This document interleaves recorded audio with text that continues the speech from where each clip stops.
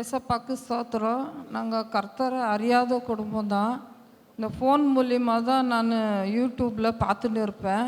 எங்கள் பிள்ளை வந்து ஐடி கம்பெனியில் 3 வருஷமாக வேலை பார்ப்பாங்க. ஒரு 15,000 தான் கொடுப்பாங்க. வேறு ஐடி கம்பெனிக்கெல்லாம் போனால் வேலை இல்லைட்டாங்க. 2 வருஷமாக ஃபுல்லாக வேலை செஞ்சு அதை 15,000 தான் கொடுத்துருந்தாங்க. ஃபோனில் இவர் ஜெபம் பண்ணுறது மாதம் ஃபஸ்ட்டு சனிக்கிழமை நான் ஃபோனில் பார்த்துன்னே இருப்பேன். நாங்கள் பெங்களூர்லேருந்து வர்றது. அப்போ போன வருஷம் ஜூலை மாதம் அப்போ வந்து இங்கே அட்ரஸ் தெரியாமல் நான் கேட்டு வந்தேன். இந்த மெட்ராஸுக்கு எங்களுக்கு யாரும் ஆளும் இல்லை, எங்களுக்கு யாருமே தெரியாமல் தான் நான் இங்கே வந்தேன்.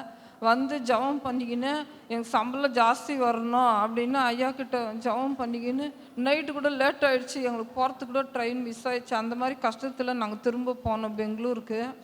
அப்புறமா 1 வருஷமாக இல்லை, இது என்ன இப்படியே இருக்குது, இன்னொரு வாட்டி வந்தால் சாட்சி சொல்லணும் நான் இங்கேன்னு சொல்லி ஜெபம் பண்ணியிருந்தானே போனேன் அப்படின்னு அழுதுனே இருப்பேன். மாதம் வீட்டில் ஃபோனில் போட்டு பார்த்துன்னே இருப்பேன். போன மாதம் இந்த ஐடி கம்பெனியில் டிஎல் ஆகிறதுக்கு 5 வருஷம் 8 வருஷம் வேலை செஞ்சால் கூட பண்ண மாட்டாங்களாம். ஆனால் எங்கள் பிள்ளை 3 வருஷம் கூட இன்னும் கம்ப்ளீட் ஆகலை. மார்ச் மாதம் தான் 3 வருஷம் ஆகுது. எல்லா மேனேஜரும் 10 ஓட்டு போட்டு மார்க் போட்டு இன்னைக்கு டிஎல் ஆக்கி 35,000 ரூபாய் சம்பளத்துக்கு வேலை வச்சுட்டோம். டபுளாக சம்பளம் வந்துச்சு. கடவுளுக்கு ஆண்டவருக்கு ஸ்தோத்திரம். கர்த்தருடைய பரிசுத்த நாமத்துக்கு ஸ்தோத்திரம். என்னையும் இந்த இடத்துல ஒரு சாட்சியாக நிறுத்ததுக்கு ஆண்டவருக்கு கோடானு நன்றி. போன ஆகஸ்ட் 15 அன்றைக்கி பிஸ்னஸ் மீட்டிங்காக நான் இந்த இடத்துல வந்திருந்தேன். ஐயா இடத்துல ஒரு ஆலோசனை கேட்கவும் வந்திருந்தேன். கர்த்தர் கிருபையினால் ஒரு டாட்டா ஏசி வச்சுருந்தேன். ரொம்ப நாளாக ஒரு 10 வருஷமாக அதுதான் என்னுடைய வாழ்க்கைக்கு எல்லாமே உதவிச்சு. அதை விற்கிறதுக்கு மனசு இல்லை. இருந்தாலும் சரி அதை விற்கணும் ஒரு பக்கம் ஆண்டவரோட ஐயாவோட கேட்டு ஒரு ஆலோசனை கேட்டு அதை விற்றுட்டு ஒரு கார் எடுக்கலாம் அதுபடிக்கு சொல்லிட்டு நான் கேட்டிருந்தேன். ஐயாவை கேட்டேன் அதையும் நீ விற்றுட்டு நீ கார் எடுத்துக்குமான்னு கேட்டேன். கார் எடுத்துக்கு வந்து டீ போர்டு எடுக்கலாமா ஓன் போர்டு எடுக்கலாமான்னு அதையும் நான் ஐயா கேட்டேன். அதே போல் வந்து அவர் டீ போர்டு தான் சொன்னார். அதே போல் கர்த்தர் கிருபையினால் டிசம்பர் 9 அருமையான ஷிஃப்ட் டிசைர் கார், புது கார் ஆண்டவர் கிருபையாக கொடுத்துருக்கார். அந்த காரு வண்டி எனக்கு ஓட்டக்கூட தெரியாது. டாட்டா ஏசிக்கும் காருக்கும் நிறைய டிஃப்ரெண்ட் இருக்குது. ஏன்னா அது கிளச்சு வேறு மாதிரி இருக்கும், இது கிளச்சு கொஞ்சம் சாஃப்டாக இருக்கணும். ஆனால் அந்த டிஃப்ரெண்ட்லாம் எனக்கு தெரியாது. யாரையும் நான் அழைச்சி கொண்டு போய் எனக்கு கற்றுக் கொடுங்கன்னு கேட்கல. ஆண்டவர் மாத்திரம் கூட பிடிச்சிக்கின்னு நான் 2 நாள் தான் டச் எடுத்தேன். இன்றைக்கி கர்த்தர் கிருபையினால் இன்றைக்கி சென்னை பூரா சொந்தமாக தனியாக நின்று சவாரி ஓட்டினா அது கர்த்தருக்கு கோடானு நன்றி. அவர் தான் எனக்கு தைரியத்தை கொடுத்தார், அவர் தான் எனக்கு பலனை கொடுத்தாரு. கர்த்தர் தாமே இந்த சாட்சியை ஆசீர்வதிப்பாராக. ஆமென். ஹல்லேலூயா. என்னோட நேம் ஷாலினி. நான் இப்போது கரண்ட்லி துபாயில் ஒர்க் பண்ணுறேன். லாஸ்ட் 2023 செப்டம்பர் மந்த் எனக்கு துபாயில் ஒரு ஆப்பர்ச்சுனிட்டி கிடச்சிது. நான் இன்ஜினியரிங் கம்ப்ளீட் பண்ணியிருக்கேன். பட் கம்ப்ளீட் பண்ண 2 இயர்ஸ் நான் டீச்சராக ஒர்க் பண்ணேன். பிகாஸ் அந்த டைமில் எனக்கு கரெக்டான ஆப்பர்ச்சுனிட்டி கிடைக்கல. ஸோ ஃபீல்ட் அவுட் ஆகிட்டேன். பட் அந்த டைமில் எனக்கு கிடைச்ச ஆப்பர்ச்சுனிட்டி யூஸ் பண்ணணும்னு சொல்லிட்டு துபாயில் போன ஜாயின் பண்ண அன்றைக்கே எனக்கு என்ன சொல்லிட்டாங்கன்னா, நீங்கள் இப்போதைக்கு சேல்ஸில் ஒர்க் பண்ணுங்கள். ஸோ எங்களுக்கு சேல்ஸில் தான் வேக்கன்சி இருக்குது. பட் என்னை ரெக்ரூட் பண்ணது வந்து இன்ஜினியரிங் பொசிஷன் அசிஸ்டன்ட் பிளானிங் இன்ஜினியராக ரெக்ரூட் பண்ணாங்க. பட் சேல்ஸில் போட்டாங்க. அப்போவே நான் ரொம்ப நொந்துட்டேன். ஏசப்பா என்னப்பா நான் 2 வருஷமாக நான் ஃபீல்ட் அவுட் ஆனேன். பட் இப்போயும் திருப்பி எனக்கு இந்த மாதிரி வேறு ஃபீல்டில் கொடுத்துருக்கீங்க அப்படின்னு சொல்லிட்டு ரொம்ப ஃபீல் பண்ணி ப்ரேயர் பண்ணேன். பட் இருந்தாலும் ஓகே நமக்கு கொடுத்ததை நம்ம நல்லா ஒர்க் பண்ணணும்னு சொல்லிட்டு நான் டெடிக்கேட்டடாக ஒர்க் பண்ணேன். அங்கே வந்து நான் ஒரு பிலிப்பைன்ஸ் லேடி கீழே ஒரு அசிஸ்டண்ட்டாக போனேன். அவங்க வந்து என்னை ரொம்ப டார்ச்சர் பண்ணாங்க. டெய்லி ஆஃபீஸில் ஒர்க் பண்ண முடியாமல் எனக்கு கரெக்டாக ட்ரைனிங் கொடுக்காம என்னை வந்து கம்ப்ளைண்ட் பண்ணாங்க ஹையர் அஃபிஷியல்ஸ் கிட்ட. நானும் கம்ப்ளைண்ட் பண்ணேன். என்னால் முடியல. நானும் ரொம்ப பொறுமையாக போய் சரி ஒரு கட்டத்தில் எனக்கு இந்த வேலையே வேணான்னு சொல்லிட்டு ஹெச்ஆர் கிட்ட போய் சொல்லிடலான்றது சிச்சுவேஷனில் வந்துட்டேன். லாஸ்ட் ஜனவரி 2024 ஜனவரி அந்த சிச்சுவேஷனில் இருந்தேன். அப்புறம் நான் போகிறதுக்கு முன்னாடி ஹெச்ஆரே கால் பண்ணி அவங்களுக்கு எல்லா பிரச்சனையும் தெரிஞ்சு என்னை கூப்பிட்டு பேசினாங்க. அப்போ நான் என்ன நடந்தது எல்லாமே சொன்னேன். 4 மந்த்ஸாக நான் இந்த ப்ராப்ளமில் இருந்தேன். அப்புறம் நான் சொன்னேன், நீங்கள் டெர்மினேட் பண்ணாலும் பரவாயில்ல, நான் போகிறேன், நான் எங்கள் சென்னைக்கே போகிறேன்னு சொன்னேன். இல்லை அவங்களும் தமிழ் தான் ஹெச்ஆரும்.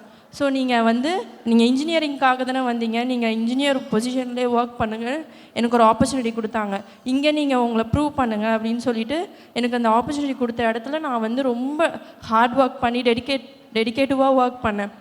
அந்த இடத்துல நான் யார் முன்னாடி தலை குனிஞ்சனோ, யார் என்னை இந்த பொண்ணை டெர்மினேட் பண்ணுங்க, இந்த பொண்ணு ஃபிட் ஃபார் நத்திங்னு சொன்னாங்க, அந்த அவங்க முன்னாடியே அவங்க ஆப்போசிட் பிளேஸ்லேயே எனக்கு ஒரு சீட் கொடுத்து, நான் வந்து அவ்வளோ உயர்வாக கர்த்தரோட பிள்ளை வெட்கப்பட்டு போவதில்லைன்ற ஒரு சாட்சிக்கு நான் அந்த இடத்துல இருந்தேன். அது மட்டும் இல்லாமல் இன்னொரு அடிஷ்னல் அட்வான்டேஜாக எனக்கு, நான் இப்போ ஊருக்கு இப்போ துபாயிலேருந்து நான் வந்தேன், இந்த வீக் தான் வந்தேன். வரதுக்கு முன்னாடி என் கையில் ப்ரொமோஷன் ப்ளஸ் இன்க்ரிமெண்ட் கொடுத்தாரு. கர்த்தருடைய நாமத்துக்கு ஸ்தோத்திரம். Thank you Jesus. ஹல்லேலூயா.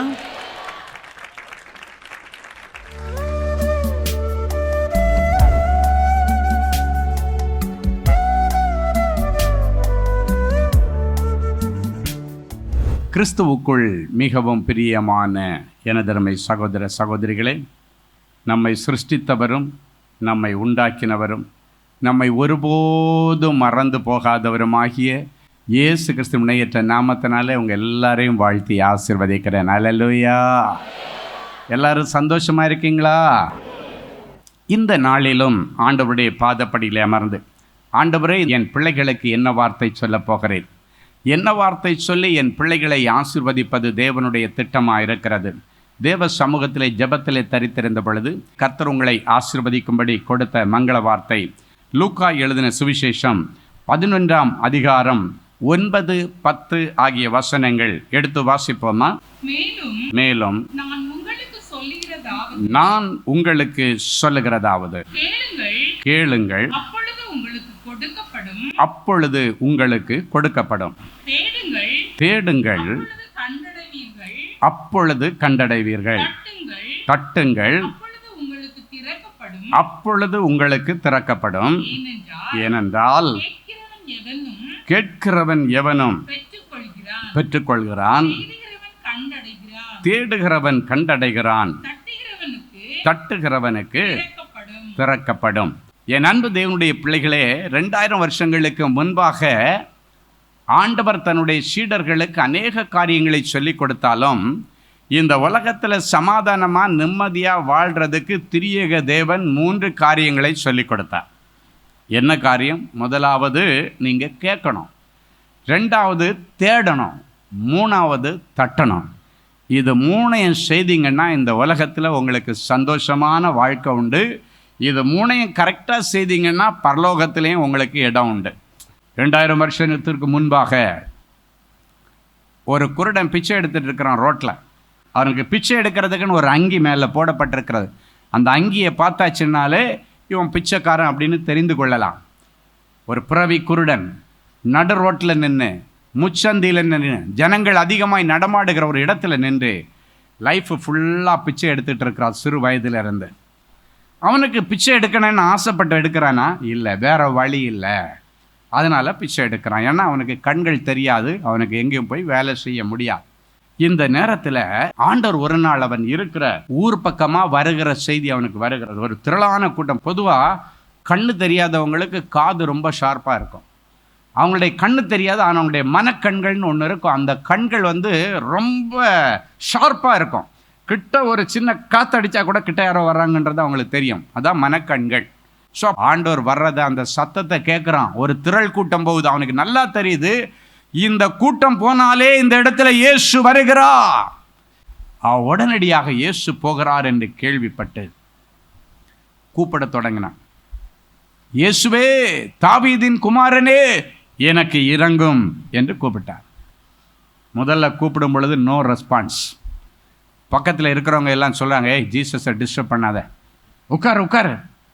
ஆனால் அவன் இன்னும் உரக்க சத்தமாய் கூப்பிட்டான்.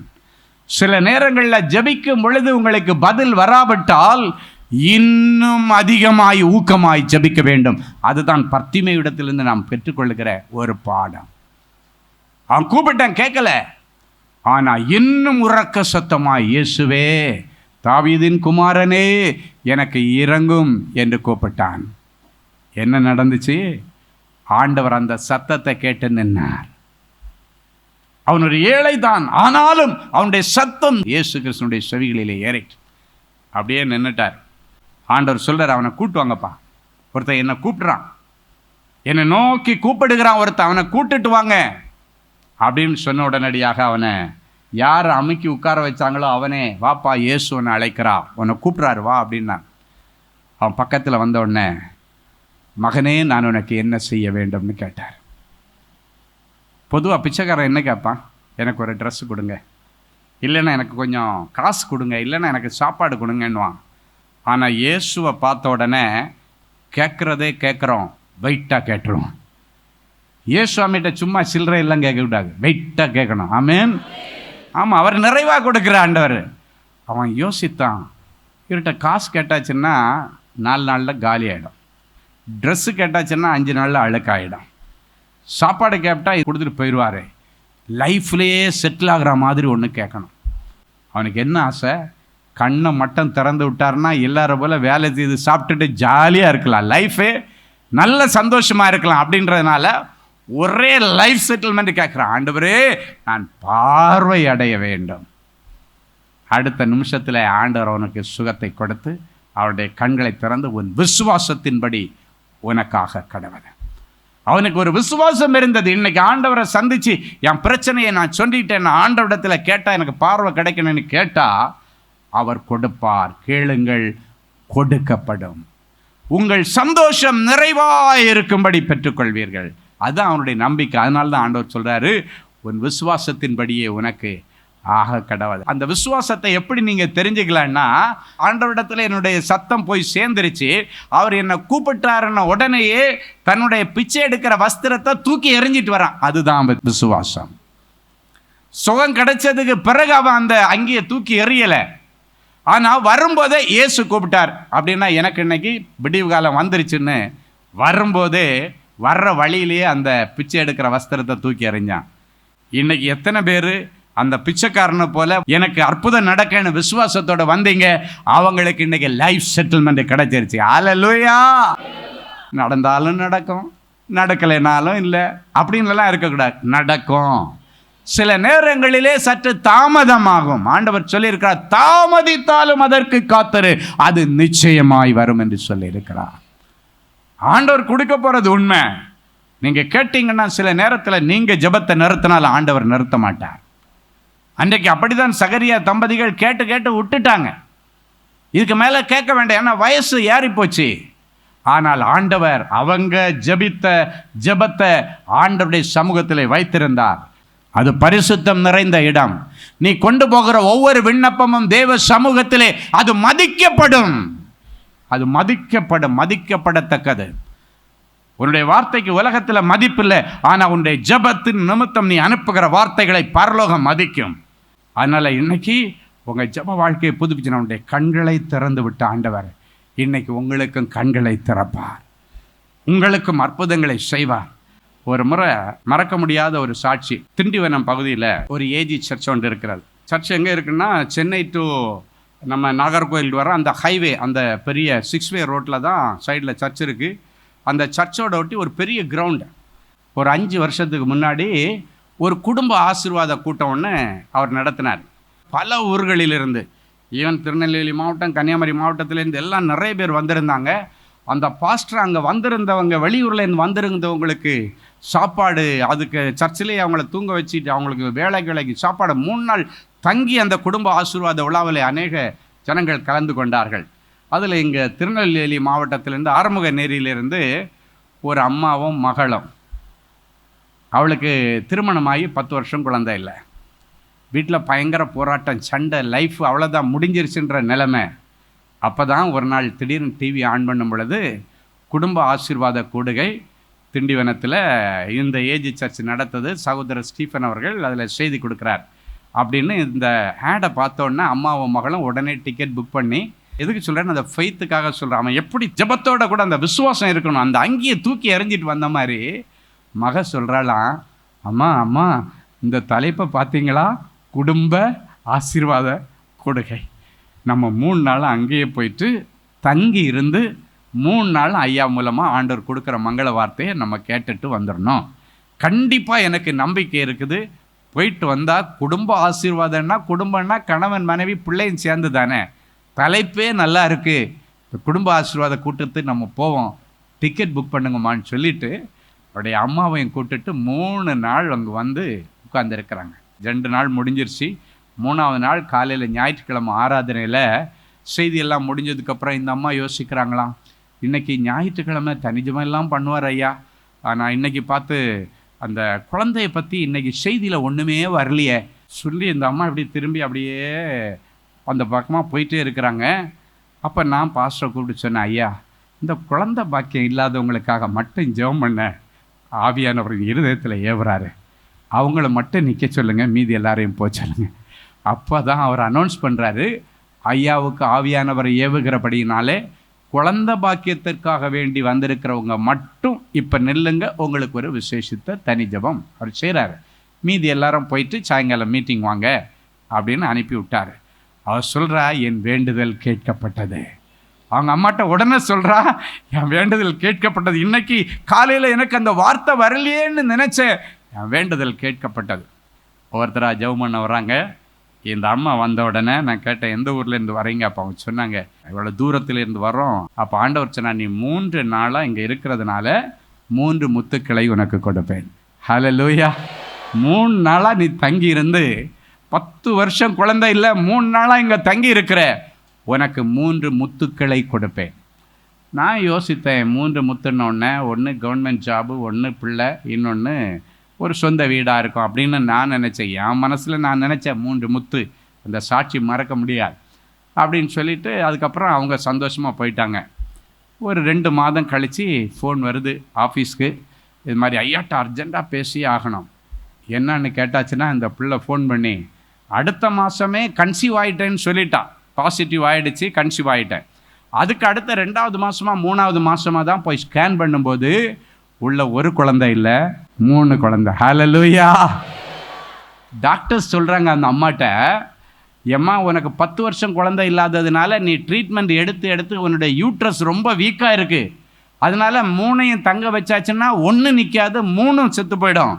அதனால் 1ஐயோ 2ஐயோ வெளியே எடுக்கிறதுக்கு இப்போ எல்லாம் அதுக்குள்ள வழிகள் இருக்குது. 1ஐயும் 2ஐயும் எடுத்துகிட்டு 1 மட்டும் ஹோல்ட் பண்ணுவோம், அப்போ அது 1 உனக்கு ஆரோக்கியமாக வளரும். ஏன்னா உன்னுடைய யூட்ரஸ் 3 பிள்ளைகளை தாங்கக்கூடிய அளவுக்கு ஸ்ட்ரென்த் இல்லை. ஏன்னா அவ்வளவு ட்ரீட்மெண்ட் எடுத்து நஞ்சு போய் இருக்கு உன்னுடைய யூட்ரஸ்ன்னு சொல்லிட்டாங்க. ஆனால் அவர் சொன்ன காரியம், எங்கள் ஆண்டவர் ஐயா மூலமாக 3 முத்தை கொடுப்பேன்னு சொல்கிறாரு. ஒரு முத்தும் சொத்தையாக போகாது. ஹல்லேலூயா. ஆண்டவர் இதன் பிறகு 3 பிள்ளைகளை கர்த்தர் கொடுத்தார். ஹல்லேலூயா.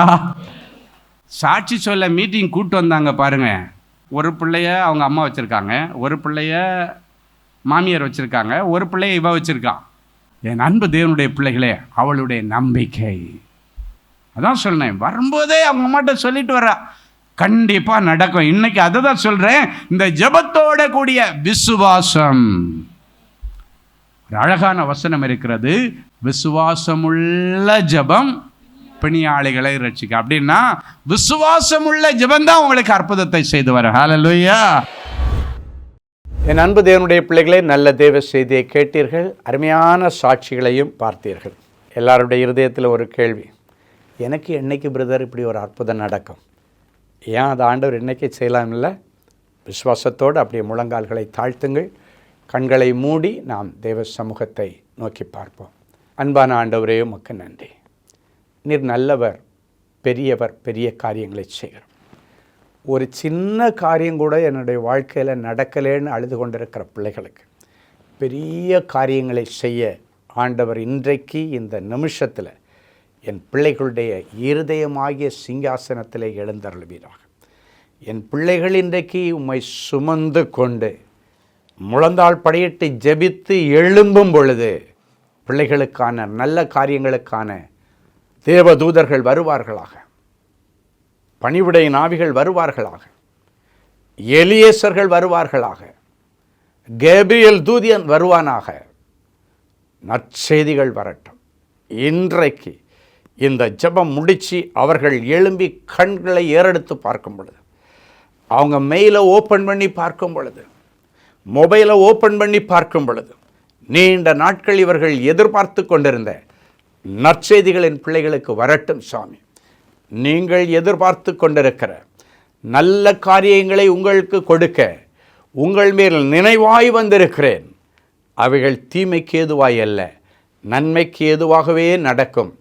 நன்மைக்கு ஏதுவான நற்செய்திகளும் வரும் என்று கர்த்தர் சொல்லி பிள்ளைகளை ஆசீர்வதிக்கிறதற்கு ஸ்தோத்திரம். எனக்கு எப்பொழுது மாறுதல் உண்டாகும் என்று யோபு காத்து கொண்டிருந்தது போல உபத்திரவத்தின் முடிவு நாளுக்காக காத்து கொண்டிருக்கிற என் பிள்ளைகளுக்கு இனியும் கால தாமதம் இல்லாமல் என் பிள்ளைகளுடைய உபத்திரவங்களுக்கு முடிவை கொண்டு வாரும். உபத்திரவத்தின் முடிவு வரும் பொழுது யோபுவுக்கு இரட்டிப்பான நன்மையை கொடுத்த ஆண்டவர் என் பிள்ளைகளுக்கும் இரட்டிப்பான நன்மைகளை கொடுத்து இவர்களை கனம் பண்ணுவீராக.